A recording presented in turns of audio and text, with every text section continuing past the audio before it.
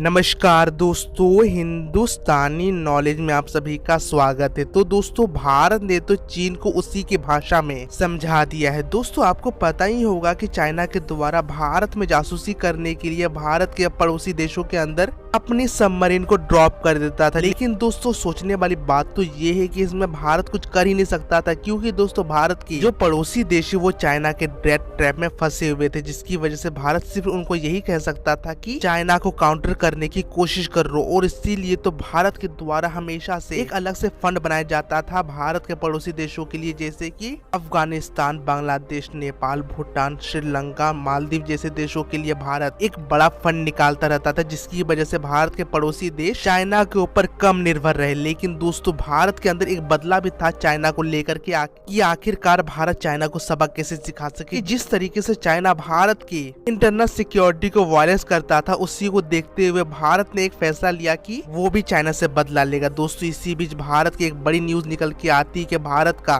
INS Sindhu Kesari Indonesia के अंदर drop कर चुका है दोस्तों, जिसकी वजह से चाइना को इससे काफी ज्यादा दर्द हुआ। क्योंकि दोस्तों, चाइना ये मानता है कि जो इंडोनेशिया के सामने जो समुद्र है वो 9 डैश लाइन के अंदर आता है, और 9 डैश लाइन चाइना क्लेम करता है कि वो उसका समुद्र है, जिसकी वजह से दोस्तों चाइना और साउथ एशियन कंट्री काफी ज्यादा परेशान रहते हैं चाइना से। दोस्तों, इसी बीच तो भारत ने चाइना की दुखती रक्त दबा करके इंडोनेशिया के साथ एक संधि कर ली है कि जिस तरीके से चाइना, इंडोनेशिया और बाकी के साउथ चाइना देशों को ये कहा है कि जल्द से जल्द भारत के एक ग्रुप में ऐड हो जाओ, जिसकी वजह से हम सब मिल करके चाइना को काउंटर करेंगे। क्योंकि दोस्तों, चाइना को अकेला कोई भी देश संभाल नहीं सकता है। क्योंकि दोस्तों, आप मानो ना मानो, चाइना एक जायंट इकोनॉमी है, जिसके पास दुनिया भर के पैसे और इन्वेस्टमेंट मौजूद है, जिसकी वजह से चाइना को काउंटर करना कोई बच्चों का खेल नहीं है। लेकिन दोस्तों, यदि भारत साउथ चाइना सी के कंट्री को ये कह दे कि हम तुम्हारे साथ है, तो दोस्तों